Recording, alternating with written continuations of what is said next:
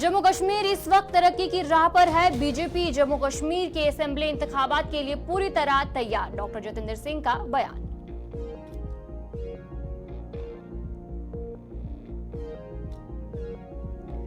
रामबनगुल सड़क पर ट्रैफिक बंद, एक बार फिर जमीन खिसकने का सिलसिला जारी। पनोत में 2 रिहायशी मकानात को पहुंचा नुकसान।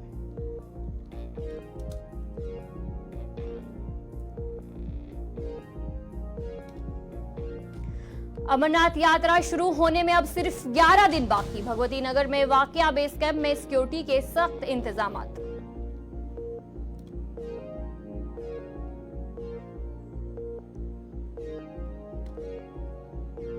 निर्जला एकादशी का त्योहार जम्मू में बड़े जोश और खरोश के साथ मनाया गया। राहगीरों को पानी पेश किया गया।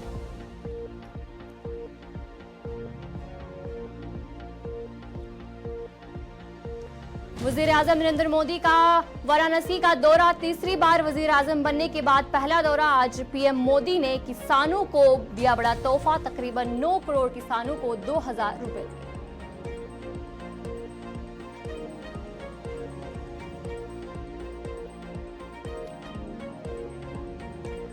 आने वाले इंतखाबात के हवाले से बीजेपी मुकम्मल तैयार है। बीजेपी ने भूपेंद्र यादव और अश्वनी वैष्णव को महाराष्ट्र के इंतखाबात का इंचार्ज, धर्मेंद्र प्रधान और पेलाब कुमार देव को हरियाणा की जिम्मेदारी सौंपी।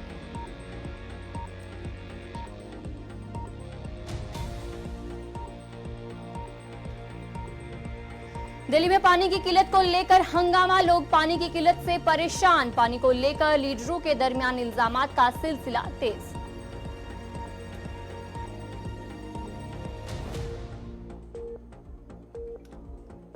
अमेरिकी नासा जेक सिल्वान ने अपने दौरा हिंदुस्तान पर वजीर दाखिला एसजी शंकर से की मुलाकात। चीन समेत कई मसाइल पर दोनों ममालिक के दरमियान बातचीत।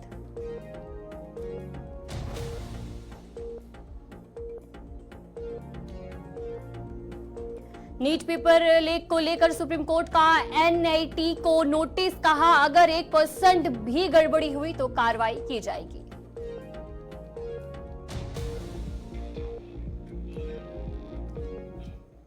तो चलिए अब खबरें तफसील के साथ, जहां पर वजीर आजम नरेंद्र मोदी आज वाराणसी में पीएम किसान सम्मान निधि योजना के 17वें किस्त जारी उन्होंने की है। पीएम मोदी की तरफ से आज किसानों को एक बड़ा तोहफा दिया गया है। पीएम मोदी ने किसान कॉन्फ्रेंस में शिरकत की और इस हवाले से खसूसी तैयारियां भी की गई थी और सिक्योरिटी के इंतजाम भी पहले से किए गए थे। हुकूमत साजी के बाद वजीर आजम के मुसलसल दौरे जारी है। वाराणसी से लगातार तीसरी बार जीत इन्होंने हासिल की है। पीएम मोदी की तरफ से किसान सम्मान सम्मेलन में कि वाराणसी में प्रधानमंत्री किसान सम्मान निधि स्कीम की एक किस्त जारी की है, जिसकी लेकर जो किसानों को एक बड़ा तोहफा जो है उन्होंने दिया है। और साथ ही में 21 किसानों से भी उन्होंने मुलाकात की और वहां पर जो पैदावार है किसानों की तरफ से उसका भी जायजा लिया गया है। और कहा जा रहा है पीएम किसान सम्मान सम्मेलन के दौरान पीएम मोदी की तरफ से जो है ये कहा गया कि आज पीएम मोदी ने तकरीबन 9 करोड़ किसानों के बैंक खातों में जो है वो 20 करोड़ रुपए मुंतकिल किए हैं। और क्या कुछ कहा गया है पीएम मोदी की तरफ से, आपको सुनाएंगे। इस चुनाव में 31 करोड़ से ज्यादा महिलाओं ने हिस्सा लिया है। ये एक देश में महिला वोटर्स की संख्या के हिसाब से पूरी दुनिया में सबसे ज्यादा है। ये संख्या अमेरिका की पूरी आबादी के आसपास है। भारत के लोकतंत्र की यही खूबसूरती, यही ताकत पूरी दुनिया को आकर्षित भी करती है, प्रभावित भी करती है। मैं बनारस के हर मतदाता का भी लोकतंत्र के एक उत्सव को सफल बनाने के लिए आभार व्यक्त करता हूं। ये बनारस के लोगों के लिए भी गर्व की बात है, काशी के लोगों ने तो सिर्फ एमपी नहीं बल्कि तीसरी बार पीएम भी चुना है। इसलिए आप लोगों को तो डबल बधाई। साथियों, इस चुनाव में देश के लोगों ने जो जनादेश दिया है वो वाकई अभूतपूर्व है। इस जनादेश ने एक नया इतिहास रचा है। दुनिया के लोकतांत्रिक देशों में ऐसा बहुत कम ही देखा गया है कि कोई चुनी हुई सरकार लगातार तीसरी बार वापसी करे। लेकिन इस बार भारत की जनता ने ये भी करके दिखाया है। ऐसा भारत में 60 साल पहले हुआ था। तब से भारत में तो चलिए अब दिल्ली पटियाला कोर्ट से एक बड़ी खबर सामने आ रही है। इंजीनियर रशीद के हवाले से कहा जा रहा है कि इंजीनियर रशीद की जमानत की दरख्वास्त को मुस्तरद कर दिया है। जराये के हवाले से जानकारी सामने आई है कि इंजीनियर रशीद को जो है जमानत की दरख्वास्त मुस्तरद कर दी गई है। एनआईए ने अदालत में जमानत की दरख्वास्त की मुखालफत की है। जराये के हवाले से जानकारी सामने आ रही है इंजीनियर रशीद 2019 से तिहाड़ जेल में बंद है और फिलहाल ये खबर सामने आ रही है कि पटियाला कोर्ट की बात करें, उनकी तरफ से इंजीनियर रशीद की जमानत की दरख्वास्त को मुस्तरद कर दिया है। जराये के हवाले से ये जानकारी सामने आ रही है। नई दिल्ली के एनआईए अदालत ने मुबैना तौर पर दहशतगर्दी की फंडिंग और मनी लॉन्ड्रिंग के केस में बारामूला कश्मीर से मुंतखब लोकसभा मेंबर शेख अब्दुल रशीद उर्फ इंजीनियर रशीद की जमानत की दरख्वास्त मुस्तरद कर दी है। और हाल ही में इंजीनियर रशीद जो है, जो इंतखाबात हुए थे बारामूला से, वहां से इन्होंने जीत दर्ज की थी और उसके बाद अब कहा जा रहा है कि इंजीनियर रशीद की जमानत की दरख्वास्त को मुस्तरद कर दिया गया है। जराये के हवाले से ये जानकारी सामने आ रही है और इंजीनियर रशीद 2019 से तिहाड़ जेल में बंद है।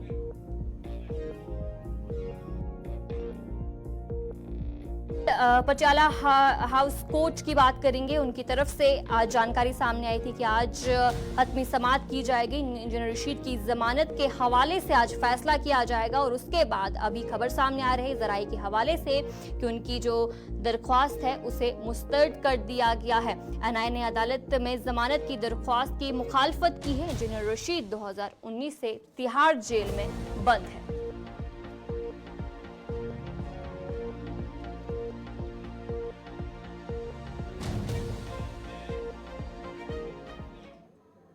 मरकजी वजीर डॉक्टर जितेंद्र सिंह लगातार तीसरी बार वजीर मुमलिकत बनने के बाद आज जम्मू पहुंचे, जहां लोगों ने उन्हें शानदार इस्तकबाल उनका किया। उन्होंने इस मौके पर कहा कि जम्मू कश्मीर इस वक्त तरक्की की राह पर चल रहा है और बीजेपी जम्मू कश्मीर में असेंबली इंतखाबात के लिए पूरी तरीके से तैयार है। और क्या कुछ कहा गया उनकी तरफ से आपको सुनाएंगे।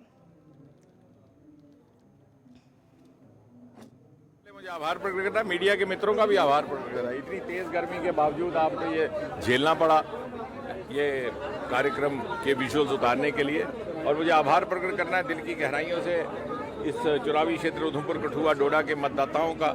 आज आप देखिए, बिलावर हो के मनी, भद्रवाह हो के डोडा, रामबन हो के दूर दराज किश्तवाड़, हर स्थान से यहाँ पर हमारे कार्यकर्ता समर्थक अभिनंदन के लिए एयरपोर्ट पर उपस्थित थे। उनमें युवा भी थे, उनमें बुजुर्ग भी थे, उनमें बहनें भी थीं। और ये इन्हीं के कारण संभव हुआ कि अटकलें चाहे जो भी लगी हों, मुझे लगता है कि हमारी विजय का स्तर वैसे ही रहा जैसे सन 2019 में। 18 चुनावी असेंबली हलकों में से 14 में हमारी लीड रही, जहां हमें अपेक्षित थी।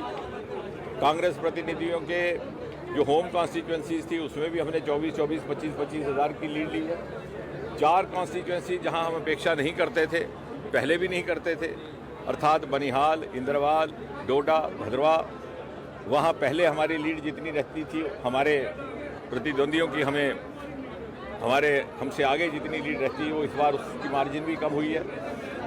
कुल मिलाकर वोट संख्या देश भर में कम हुई है, लेकिन औसतन हमारा स्तर उसी तरह का रहा। किसी भी अपेक्षित असेंबली हलके में हम पिछड़े नहीं हैं और ये एक बहुत बड़ी उपलब्धि है। ये उस निरंतरता का संकेत है जिसके साथ हमारे सारे कार्यकर्ता इस चुनावी क्षेत्र के कामकाज में सेवा भाव से समर्पित रहे और लोगों का और ज़मीनी स्तर के जो हमारे प्रतिनिधि थे, पंच, सरपंच, डीडीसी, जैसे आज आपने देखा होगा भारी संख्या उन्हीं की है, उनके साथ एक दिल का रिश्ता कायम करने में वो सफल रहे। कहीं कहीं ये जो बारीकी रिश्ते रहते हैं ग्रास रूट पर, ज़मीनी स्तर पर, ये कई बार बहुत बड़े स्तर पर उभरते नहीं, लेकिन वोट के समय इनका इजहार होता है। वो सारी दुनिया से टेररिज्म एक कंसर्न बन रहा है। अमित शाह जी ने भी मीटिंग ली। ठीक है, कर लेंगे उसको। How significant is the Doda-Lakhanpur highway? You know, yesterday only it has. No, I think that is also, in fact, an indicator of the fact that in the last 10 years, and now of course this is the 11th year, there has not been a single day when this constituency and our entire team of workers has not dedicated itself to the work of development in the constituency. So even within a week of having been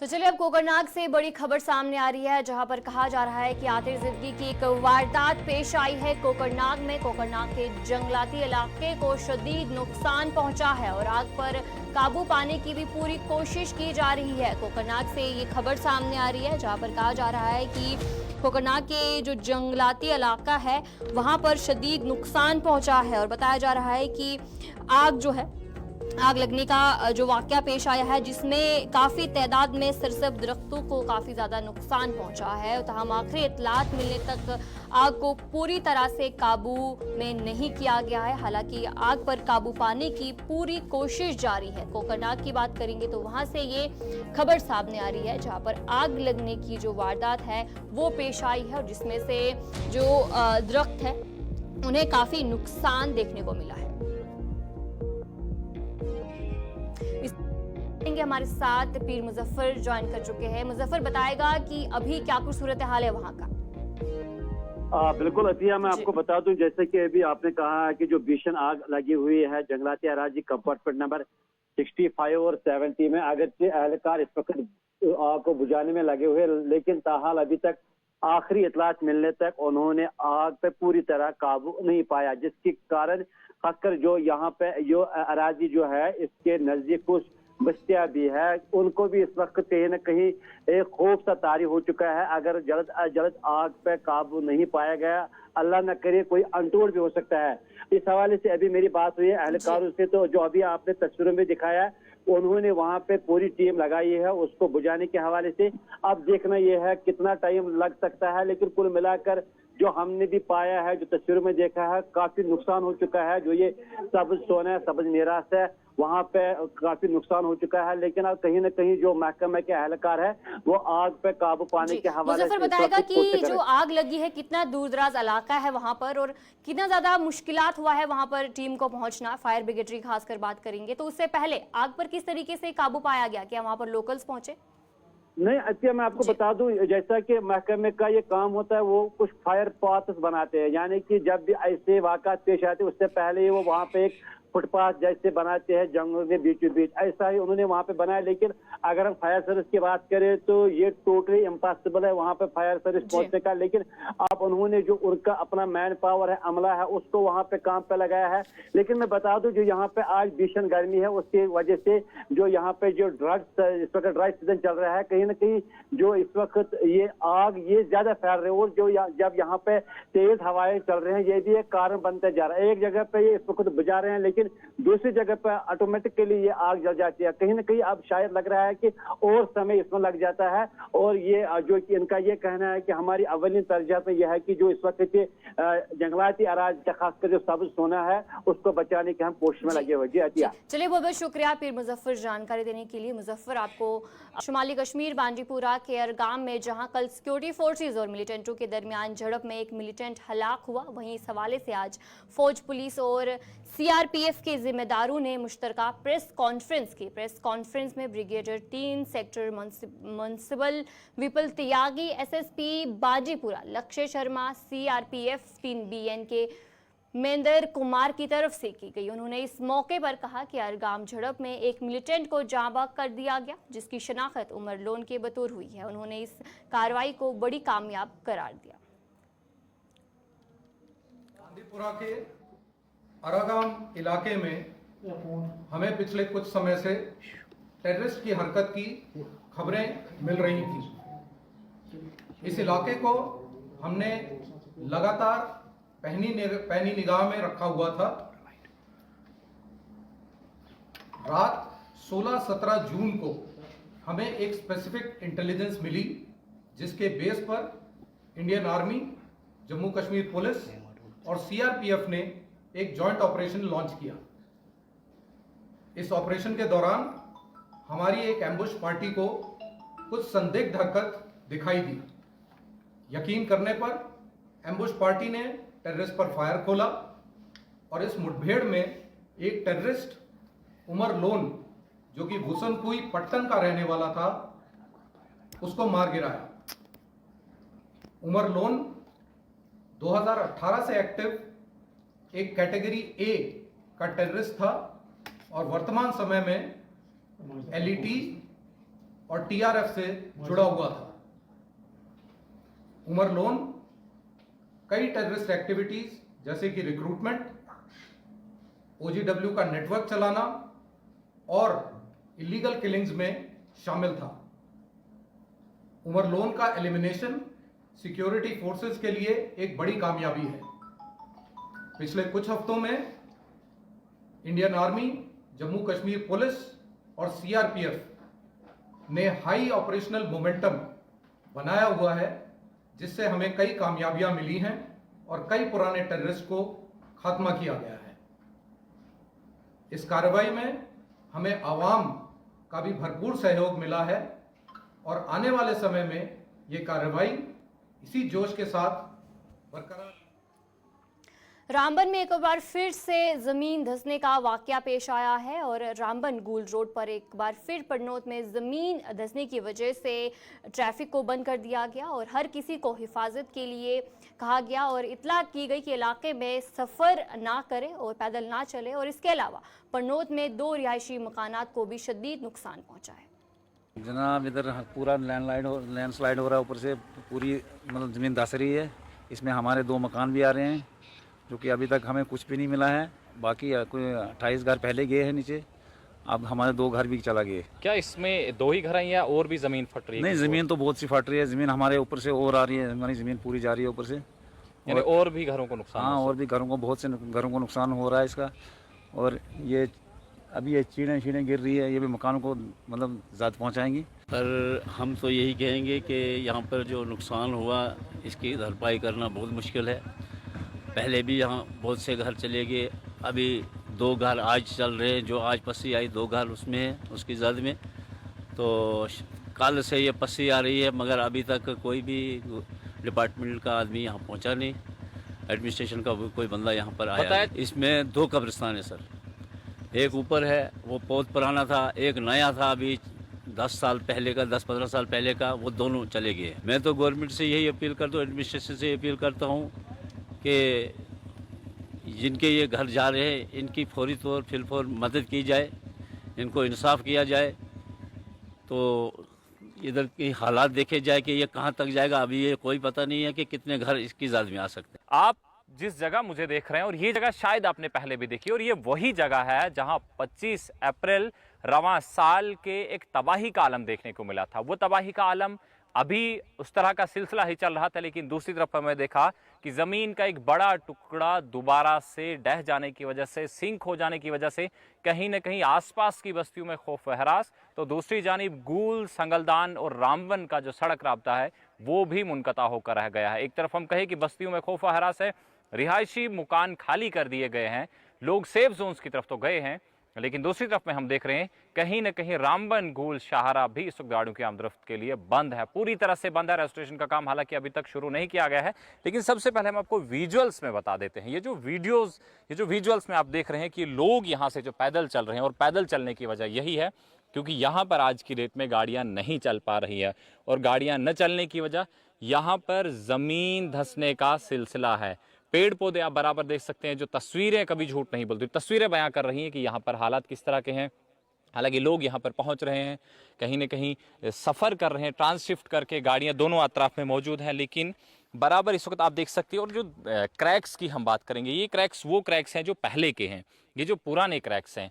लेकिन उसके साथ साथ में आप जो इस तरफ में देखेंगे बराबर, ये जो लोग पैदल आ रहे हैं, ये आज दूसरी ईद के रोज भी सयाहती मुकामात पर लोगों का रश देखने को मिला। कोकरनाग सिनाथन टॉप में कई मुकामी लोगों के साथ साथ बैरूनी सयाहों का रश अपने अरूज पर देखने को मिला। मुगल गार्डन अचरबल में भी आज सयाहों का रश देखने को मिला। कई लोगों ने जिला इंतजामिया अनंतनाग से अपील की है कि मुगल गार्डन की शान को दोबाला करने के लिए सरकार को मजीद इक़दाम उठाने की जरूरत है।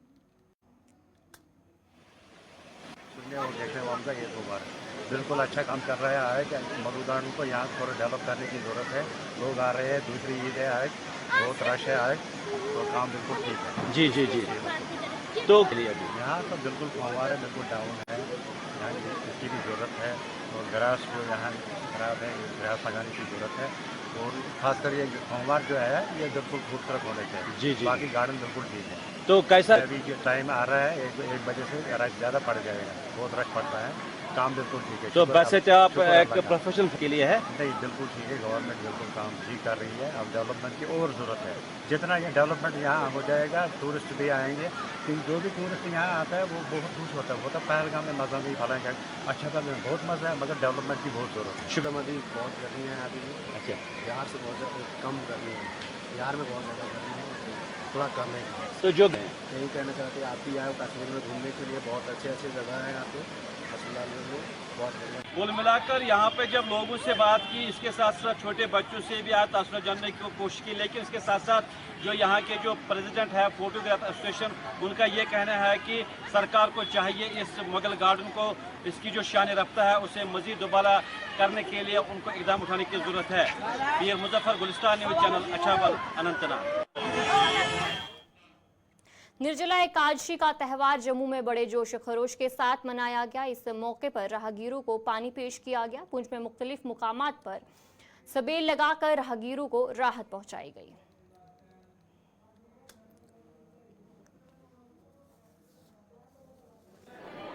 जैसा कि आप देख रहे हैं कि आज निर्जला एकादशी का शुभ पर्व है। मंदिर समिति जो हमारी है, उन्होंने ये फैसला निर्णय लिया और एक माँ जी के आदेश के अनुसार ये माँ के दरबार में पहला यज्ञ जो मेरी देख रेख में हो रहा है, और इस पे आशीर्वाद जो है माँ कालिका का है। इस यज्ञ की सबसे बड़ी बात यह है कि माँ के भवन के अंदर हो रहा है, और बहुत ही सुचारू रूप से हमारी समिति के सदस्य इसको सफलतापूर्वक निभाने का कार्य कर रहे हैं। बड़ी भारी संख्या में बगैर मजहब मिलत हर धर्म के लोग जो है वो यहाँ पर आए हैं, माँ का भंडारा ग्रहण कर रहे हैं और माँ का आशीर्वाद प्राप्त कर रहे हैं। हमारी कोशिश होगी, क्योंकि ये पहली बार ऐसा निर्णय लिया गया जिसमें हमारे सहयोगियों ने बड़ी मदद की हमारी, कि किसी प्रकार ये ऐसा भंडारा माँ के दरबार में हो, और जो क्योंकि ये सफल हो गया है हमारे ये माँ के आशीर्वाद से ये भंडारा, अब हमारी कोशिश होगी कि इस प्रकार के और भंडारे जो हैं वर्ष में लगभग 2-3 बार ऐसे भंडारे हम यहाँ करना चाहेंगे, और अगर माँ का आशीर्वाद रहा भक्तों की। तो चलिए नाज़रीन, न्यूज़ 86 में इतना ही। अभी के लिए दीजिए इजाजत और आप बने रहे गुलिस्तान न्यूज़ के साथ।